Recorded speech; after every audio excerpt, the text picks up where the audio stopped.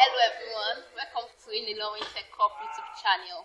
I am Mogule Juliana and I'm your personal Adesoye Dominion.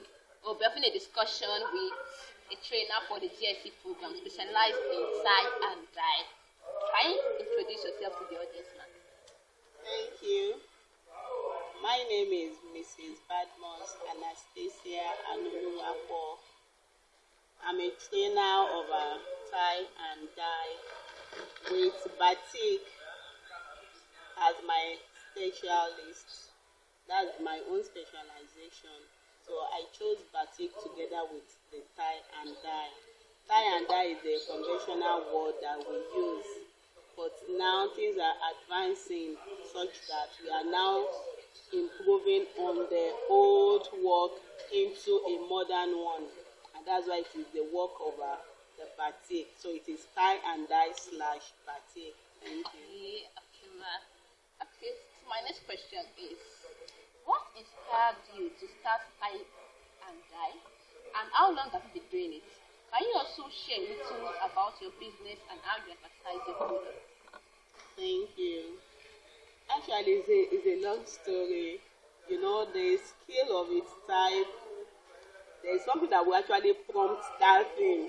Because all of us, as you know, you go to school, you read this and you read that. Actually, I'm an environmentalist. I study architecture at HND level, and I study my BSc here at Uniloring. I just completed my BSc level in quantity surveying 2022, and actually I proceeded to my master's in education because I'm actually deviating into training, being an entrepreneur. So I would say it's like a passion. The passion in me towards color attractiveness. I love color combinations. I love anything about color. My specialty in architecture too was interior designs, in which we play with colors. So I'm actually in the world of colors. So my first encounter in tie and dye was before I went for my service year back then in 2005 precisely. So I was waiting for my color platter, so I just got engaged in it, and that was the first encounter. So as things unfolded, as years rolled by, that creativity just came back to mind that no, I want this.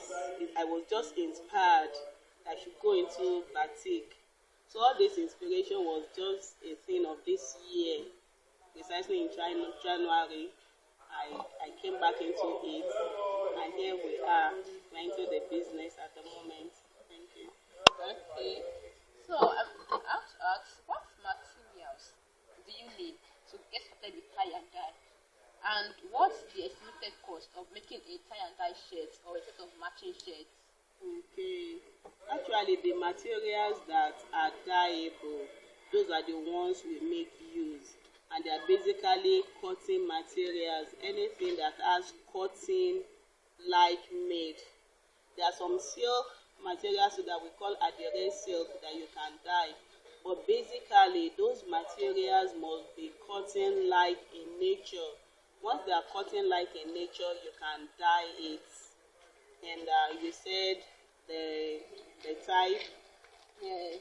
that we can dye. Any material that is cotton-like, it can be dyed. So actually, we have different type of material, be it in Guinea, be it in Ankara, be it in crepe, be it in the silk type, be it in any days Tero. So we have lots of them in the market. Once you feel the texture, you'll be able to differentiate the one you can dye and the one that you cannot dye. Yeah, it all boils down to your specialty. Once you know about it, you know the ones that can go for dyeing. Okay. So as a beginner, what is the estimated cost? Well, as a by dye? beginner, well, there's no amount that is too much. Okay. It all boils down to your cost. As a beginner, if you have up to 100k, you can start because of the various dyes involved, and the money of the dyes varies too. Those light colors like red, orange, purple, they are expensive. So it varies, and the quantity too. They sell in kilos, half kilo, quarters, then the tiny ones. So it all boils down to your cost and your estimate for your business. So if you want to start off with 50,000, you are good to go. If you want to start off with 100,000, you are good to go. It all boils down on what you want to start off with and what you can buy. Okay, my next question. Can you walk me through your tie-dye process, including preparation, dyeing, washing? Are there any specific tips or tricks you can share? Well, tie and dye, as we all know, is the same tie and dye. But as I said, that batik now is the thing in vogue, and my world is batik world. I want to specialize in that, which is the candle aspect of it. But basically, for you to be able to dye clothes, cotton made clothes anyway, it must be cotton made fabric. You have to dip it or soak it in water so as to discharge. The purpose of it is either to discharge it or to soften it. For any material that you have to dye, it has to absorb water. It's like Question mark. Can you walk me through your tie-dye process, including preparation, dyeing, and washing? Are there any specific tips or tricks you can share with us, ma'am? yes. Basically, before you can dye, you have to, dyeing process is all about water. Without water, you cannot do anything. So you have to soak the fabric that you are using, that you want to dye. You have to soak it in water. And if it's Guinea material, Guinea usually have their own customized starch that comes with it. Any new fabrics, you see it is very strong. So we have to discharge that company's starch, the manufacturer's starch that is on it, so we can soak for a day, so as to be able to discharge properly. Or if it's a used fabric that you want to dye, or maybe t-shirt like the one I'm wearing, you just have to soak it inside water for a minute or two, and then you start the work. So basically, dyeing process is a very fast process. It doesn't waste time. The reaction, everything, under 15 minutes, you are gone. You see your result for the tie and dye stuff. But this, what I'm wearing, is a batik work. Batik actually is a candle work. But if we are doing the tie and dye, once you are done with the tying is what gives you the design. Like if it's the batik world, it is the waxing, we wax, that will give us the design. So this is a crack wax design. This is a crack. After you wax it, hot wax, you put it on the t-shirt. You now crack it by folding in different patterns. After being folded in different patterns to give you lot of cracks, you now dye. But if it is the conventional tie and dye, after you have folded to get your design, then you dip inside the dye. But the dip inside the dye has components, which is the dye, the sulfite, and the soda. For colored dyeing, but I didn't mean we are going for black. Black too has its own component, which is the black dye. We use flakes and we use salt. So those are the three things that goes for black. But if it is colored, it will be the colored dye of any range, then sulfite and soda. And everything has to be in proportion according to the fabric. The quantity of the fabric is the determinant of the sulfite, the soda, and the dye. So everything must be in proportion to the quantity of the fabric. So everything boils down to the fabric that you want to design. The quantity of that is the determinant of the dye, of the sulfite and the soda. Thank you. So my next question, ma'am. How important is soda ash in the tie-dye process? And are there any alternatives if someone does not have enough? Also, do you rinse the soda before dyeing the shirt or after dyeing the shirt? Do we will? Do we rinse or Rinse, okay. As I said that we have three components of this material that we mix together that aid the dye. The dye itself, the sulfite and soda. So the work of the soda in the dyeing process is to soften the material such that the material will be able to absorb the dye. So if the soda ash is too much, it can tear off the material. So the alternative that we can use if soda is not, I don't even advise that we use much soda. Like the quantity of what I use is half of my dye is the measurement for my soda, while my sulfite is times 2 of my dye. That's the quantity of dye. If I'm using 2 spoons of dye, I'm using 4 spoons of sulfite and I'm using a spoon of soda, so that I will have soaked the material inside water. I will allow it to get softened, because the essence of the soda, it will soften the fabric so as able to attract and absorb the dye.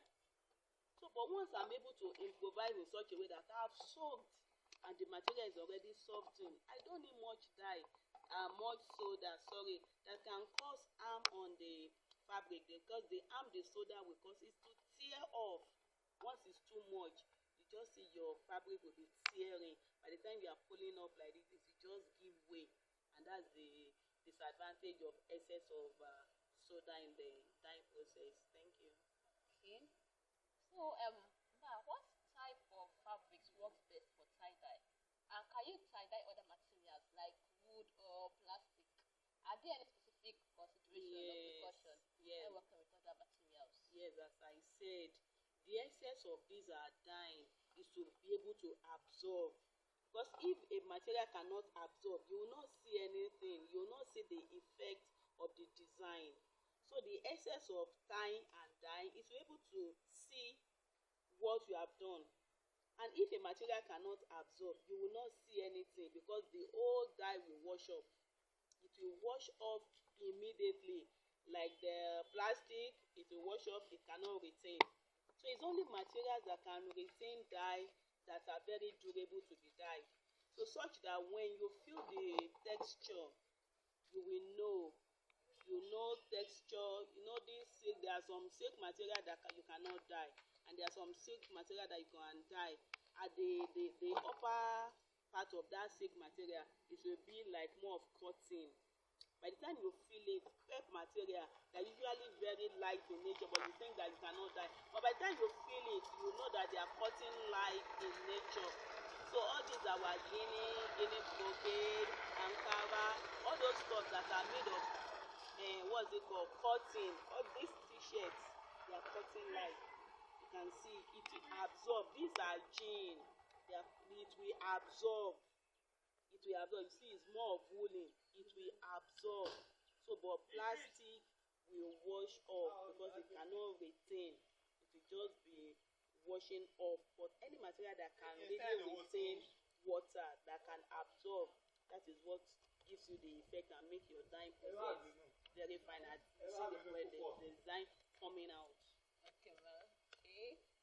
So my next question.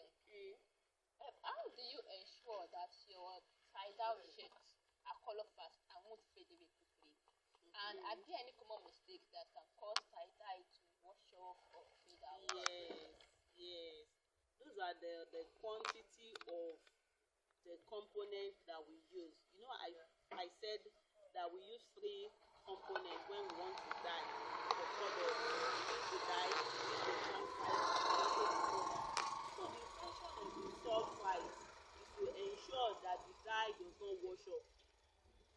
That's the function of the sulfite, and that is why I said I used to measure my sulfite to be times 2 quantity of the dye, so that I will always have a permanent and lasting fabric. I call it fabric because I believe I'm making a new thing out of the old. So I'm making a new fabric because you cannot recognize and it cannot resemble the old. So I call it a new fabric. So is that sulfite that works for that? If sulfite is not enough, the dye will easily wash and it will fade on time. But if you have sufficient sulfite, it gives you a long-lasting fabric. That's the secret. Okay, ma. My next question. What safety precaution do you take when working with dye powders? And how do you remove accidental dye stains on material? Okay, well, let's start with precautions. Before we start the dyeing process, the precaution is to use your nose mask, to wear your hand gloves, and also be in an overall, be it apron, to safeguard your material and the hand and the sense of smell. So peradventure, if there might be any accident, maybe from the hot water, because basically you dissolve all those components in hot water. Peradventure, there's a splash of hot water on the body. You can easily use Vaseline. The shea butter too is good.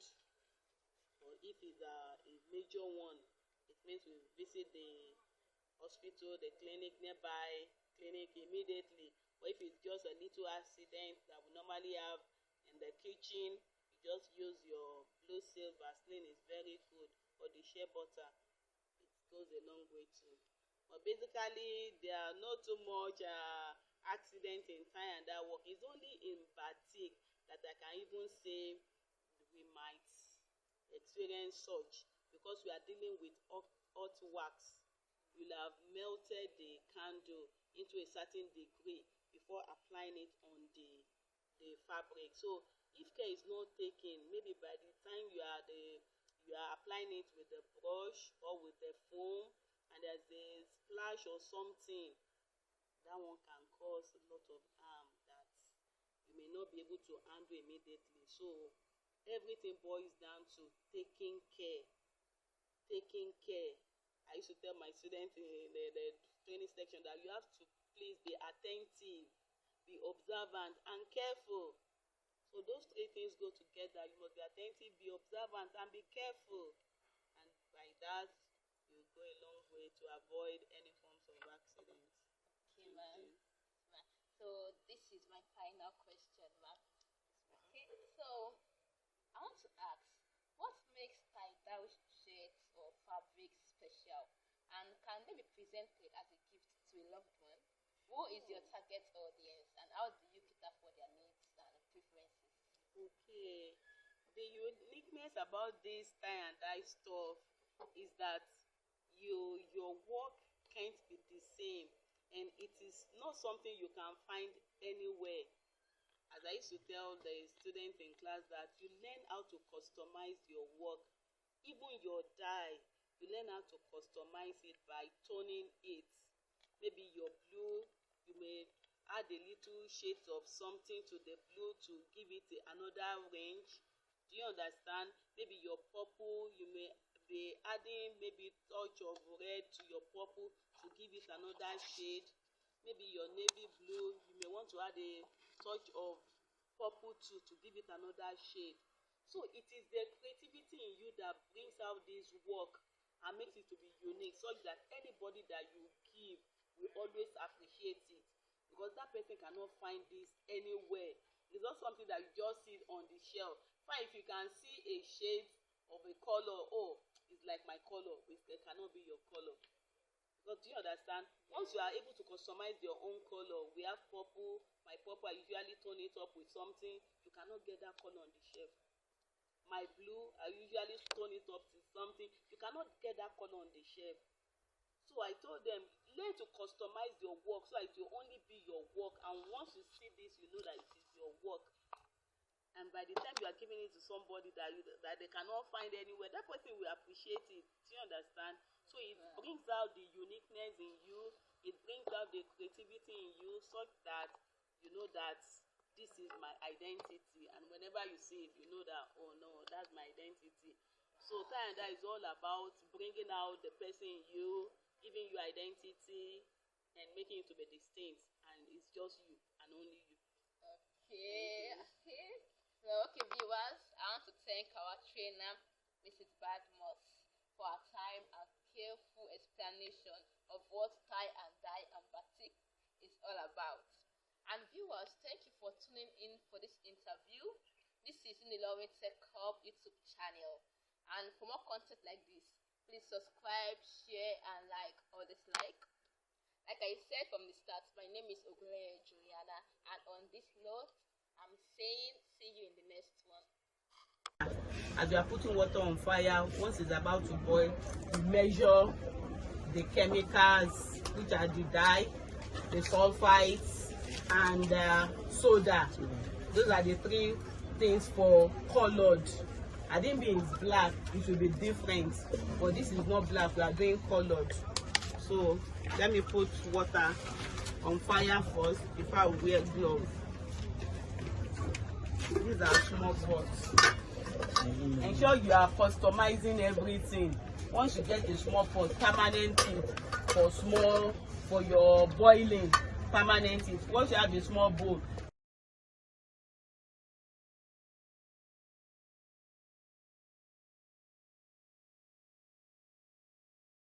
We are A Square Deo Gratis Ventures. We are boutique and tie and dye specialists. Please do give us a call for customized designs on fabric, recovering of faded clothes, and unique batik or tie and dye designs on fabric.